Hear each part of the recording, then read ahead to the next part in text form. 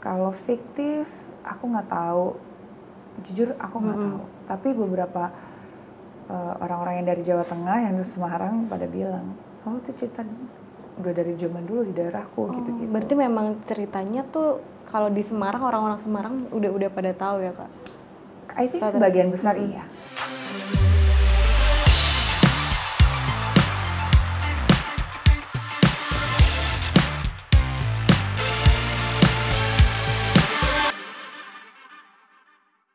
Halo Kak Luna, apa Hai. kabar nih Kak? Baik. Katanya juga kemarin kan baru habis ulang tahun ya, happy birthday Kak Luna. Terima kasih, thank you. Akhir-akhir nih aku lelah nih. Lelah ya? Kenapa lelah Kak? Ya capek lah ngurus acara. Banyak ya, makanya Kak Luna tuh aku lihat sibuk banget gitu. Selain traveling terus aku lihat nih, terus juga ada banyak event-event juga yang Kak Luna urus gitu. Kemarin kayaknya aku lihat ke gunung ya Kak?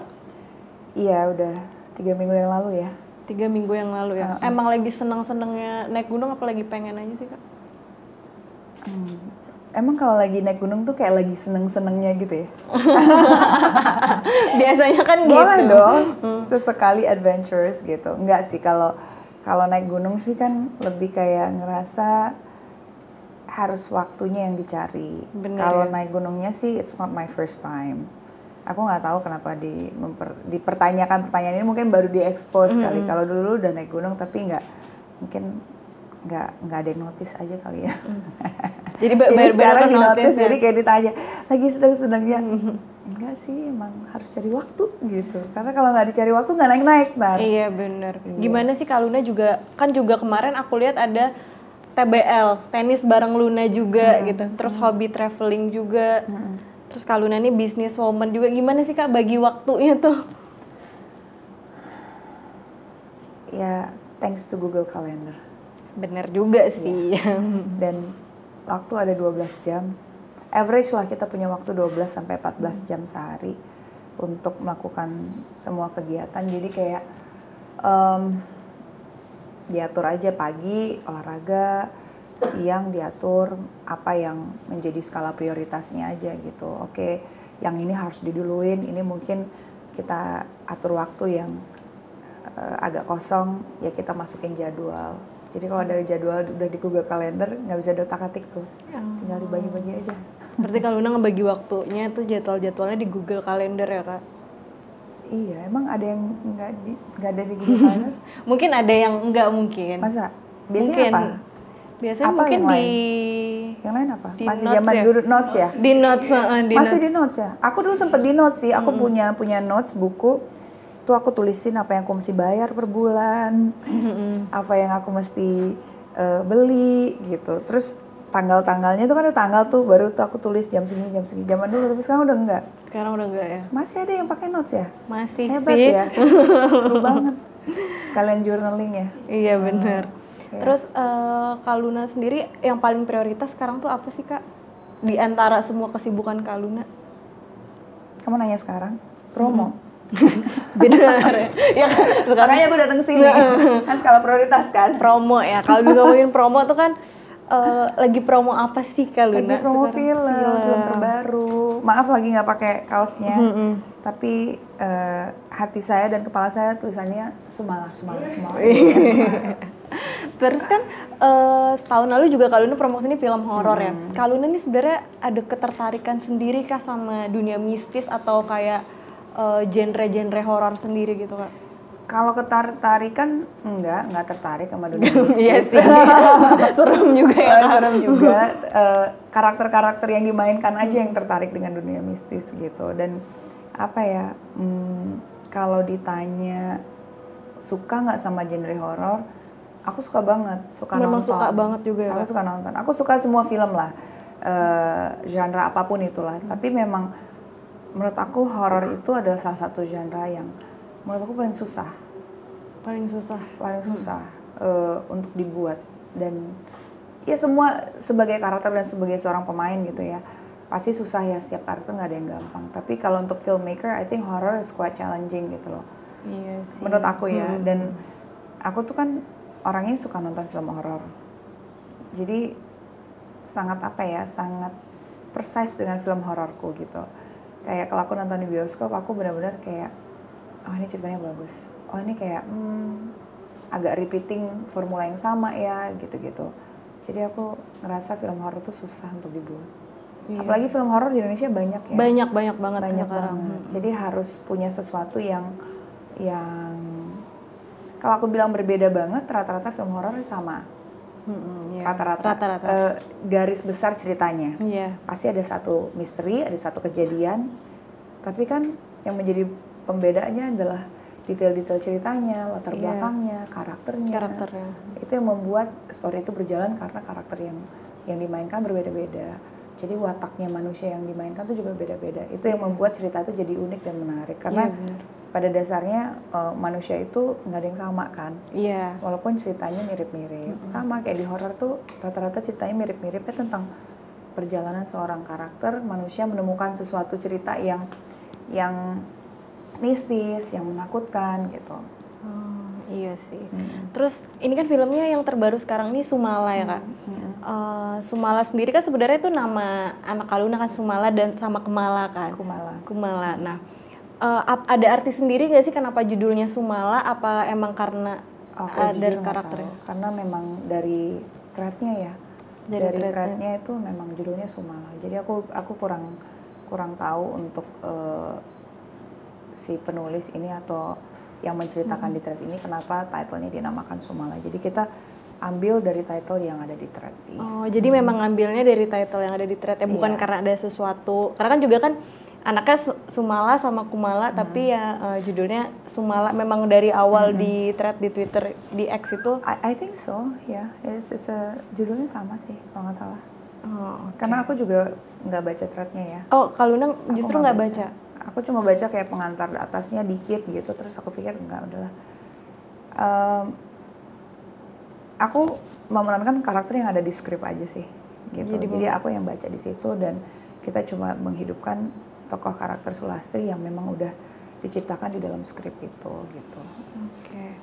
Lalu nih Kak, seperti apa sih kehadiran Sumala sama Kumala, kehadiran ketakutannya di film ini? Ketakutannya, Sumala kan yang nggak terlihat sama kita. Jadi ketakutannya ya nggak mau sih punya anak gitu. Jangan sampai. Tapi sebenarnya ya ini kan suatu peristiwa karena ada sebab dan akibat ya. Jadi dalam perjalanan hidup manusia tuh juga semua tuh pasti ada peristiwa sebab dan akibat. Karena pada prinsipnya kan kita adalah manusia-manusia yang unik ya, punya perbedaan.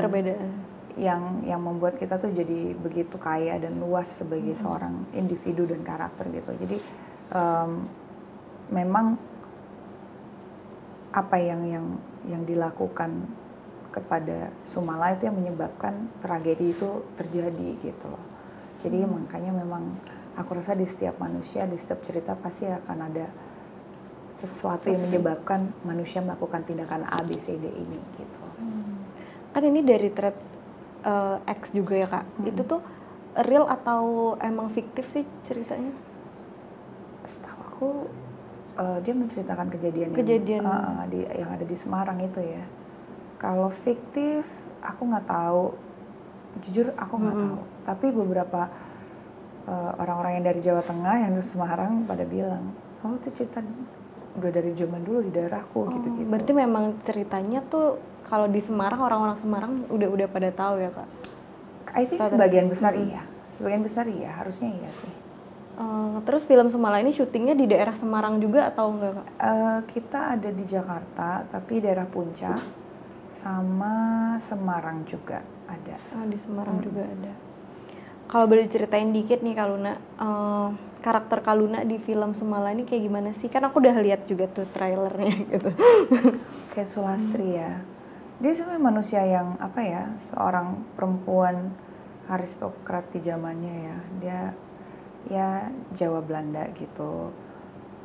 Sangat tipikal, bukan sangat ya, tapi tipikal perempuan Jawa di zamannya, terutama kepada suami itu sangat mengabdi ya. Perempuan-perempuan yang tidak punya suara lah, suaranya ada tapi kecil sekali gitu. Jadi dia menjadi perempuan yang submissive gitu, dan dia seorang perempuan yang bisa dibilang punya cara berpikir yang cukup strategis gitu untuk mempertahankan, untuk berada di kedudukan dia itu. Dia harus berstrategi banyak hal gitu supaya dia bisa tetap ada di posisinya, dia juga bisa mengabdi pada suaminya, dia juga bisa tidak mencoreng nama keluarganya dan dirinya. Jadinya dia melakukan hal-hal yang sebenarnya yang tidak pernah dia pikir akan membawa akibat buruk kepada keluarganya gitu. Tapi yang dia cuma tahu adalah dia cuma mau menjaga semuanya supaya tetap utuh. Tapi ya kadang-kadang ya manusia gitu ya, mau ngejaga semuanya baik-baik aja, tapi nggak disadari ada yang dia bikin kacau gitu. Iya benar-benar. Itulah Sulastri gitu. Tapi ya dia tetap ya bersiteguh bahwa yang gue lakuin adalah untuk kebaikan kita semua gitu. Terus selama jadi Sulastri itu apa sih yang paling susah, Kak? Yang paling susah adalah mungkin konsisten dialek Jawanya ya. Tapi sebenarnya Jawanya tuh bukan yang kental banget gitu, tapi dia Indonesia Jawa lah ya gitu. Indonesia Jawa. Iya kan prinsipnya berlatarnya Jawa gitu ya, Kak? Jawa Belanda. Itu paling susah, Kak? I think so. Maksudnya ya mungkin karena bapakku ada Jawanya gitu, jadi kayak Jawa tuh maksudnya nggak asing banget gitu loh. Tapi kan untuk pengucapannya terus menerus kan saya nggak pernah tinggal di Jawa gitu, jadi memang itu lumayan agak kayak oh gitu. Beda sama kayak mungkin teman-teman yang emang udah fasih banget berbahasa Jawa gitu ya. Kayak misalkan aku juga denger orang ngomong bahasa Lampung atau bahasa Indonesia bagian timur juga, karena nggak diomongin kan juga kayak sebenarnya nyampe gitu mesti ngomongin kemana, tapi kayak susah juga ya gitu. Jadi kayak ngerti lah dikit-dikit, tapi pas kalau mau kita ngomong sendiri tuh agak susah dialeknya. Susah mungkin bisa dicoba, tapi apakah fasih banget itu kan yang beda lah sama orang yang lahir dan besar di Jawa sama yang karbitan yang cuma sebulan gitu. Ya we did our best lah. We tried our best. Okay. Pas syuting ada momen terseru nggak sih, Kak? Yang diinget? Sorry. Terseru. Apa ya? Seru sih, seru cuaca hujan di puncak yang unpredictable, yang tiba-tiba lagi mau take hujan. Terus akhirnya kita nunggu 7 jam. Nunggu aja gitu kayak, ini kita ngapain ya take ya? Iya bentar ya Mbak, soalnya setnya semuanya di luar. Gitu. Nggak seru ya sebenarnya itu ya, bosen ya. Bosen ya kan nungguin kelamaan. Cuma serunya adalah kayak itu jadi memori aja gitu, kayak krik. Ini kapan berhentinya gitu. Gak bisa diprediksi juga berhentinya kapan. Terus kan juga Kak Luna nih beradu acting sama Darius kan, Kak? Gimana Kak pengalamannya beradu acting sama Darius? So far so good. Darius juga orang yang sangat profesional, orang yang sangat bisa dibilang selalu berusaha untuk membuat suasana dan syutingnya menjadi lancar lah gitu. Jadi partner yang sangat menyenangkan untuk diajak kerjasama. Which is sebenarnya bukan pertama kali.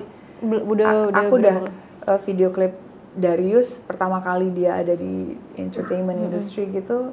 I actually ketemu dia gitu, kayak ingat nggak dulu lu syuting video klip pertama sama gua gitu. Dia terus 2008 kita ketemu di film juga gitu. Jadi prosesnya lumayan ada fase-fase. Pertama kali dia masuk dan terjun ke entertainment industry, terus di tengah-tengah mulai main film, ya kita bareng-bareng main film.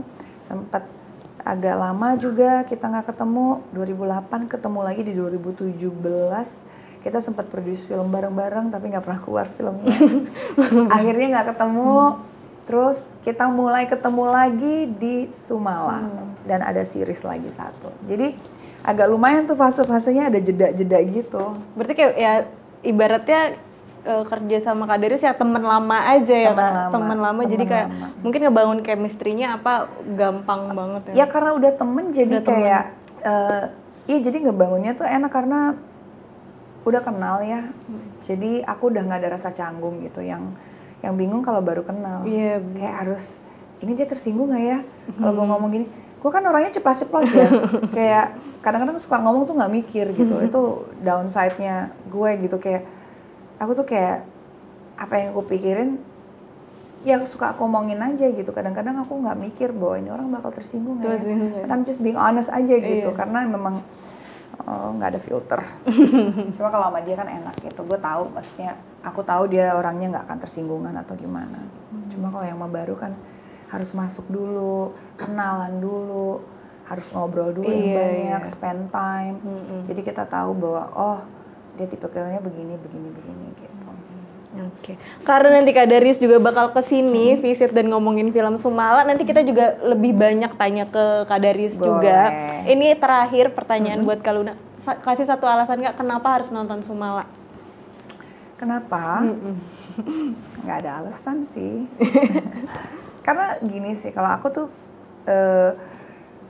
bukan kenapa harus ya. I think ini menjadi salah satu, menurut aku ya, mungkin aku bisa salah, tapi menurut aku ini bisa jadi salah satu film yang apa yang sangat menghibur ya, karena aku percaya semua orang yang datang nonton film tuh sebenarnya pengen dihibur sih, sebenarnya pengen merasakan satu sensasi yang apa ya, yang mungkin dia adalah seorang adrenaline junkie gitu, atau suka sesuatu yang unexpected, atau suka cerita yang seru gitu. Kan orang tujuannya nonton film tuh ke bioskop tuh bukan untuk cuma sekedar nonton, nggak ada apa ya, nggak ada pengen dapat sensasinya, apalagi horor gitu. Aku percaya semua orang yang suka nonton film horor tuh pasti suka that thrilling moment gitu, kayak terus kayak ini kayaknya gini, terus ih gila ya sadis ya, atau wah, atau ada momen kayak aku nggak takut, aku takut gitu. Those apa ya feelings yang menurut aku dikejar sama penonton, dan aku percaya ini bisa jadi salah satu film yang membuat kalian tuh jadi entah teriak bareng, entah mikir bareng, entah jadi apa ya, berdiskusi bareng gitu, karena kan film yang berkesan tuh pasti kita pengen diskusi gitu. Jadi bahan obrolan dibahas gitu. Menurut aku gini, menurut aku gini. Entah nantinya itu sesuai dengan ekspektasi atau selera, kan menciptakan obrolan itu yang seru antar teman gitu. Aku udah nonton film ini, menurut aku keren loh, menurut aku gini. Ya ada yang bilang menurut aku enggak serem. Ya itu masalah selera lagi gitu. Jadi aku percaya ini bisa menjadi salah satu film yang cukup besar di Indonesia, yang kalian datang rame-rame ke bioskop, setelah nonton tuh jadi pembahasan gitu. Benar. Ya mau selera apapun lah kalian lah, especially ini ya horror lovers gitu. Sumala ini udah bisa ditonton tanggal berapa sih Kak? 26 September 2024. Jadi very soon.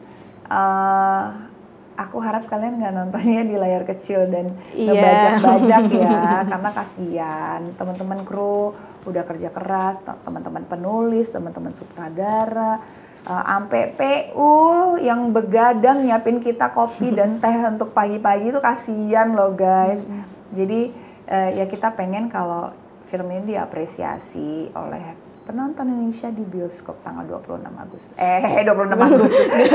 September 2024. Oke, Kak Luna makasih banyak udah ngobrol-ngobrol dan udah main sudah lagi segitu ke aja. Brilio. Iya segini gak ada aja. Lagi pertanyaannya. Kok nggak berasa nih? Iya nih nggak berasa tuh. Tapi nanti Darius juga akan menjawab soal nanti bakal dari sudut pandangnya dia. Oke, makasih Kak Luna udah datang, udah main. Jangan bosan-bosan ke Brilio nanti kalau ada film-film baru lagi. Boleh. Jadi buat Sobri, terima kasih juga Sobri, Sobat Brilio yang udah nonton. Jangan lupa like, comment, dan subscribe channelnya Brilio, dan jangan lupa nonton Sumala tanggal 26 September. Bye-bye. Terima kasih. Thank you ya.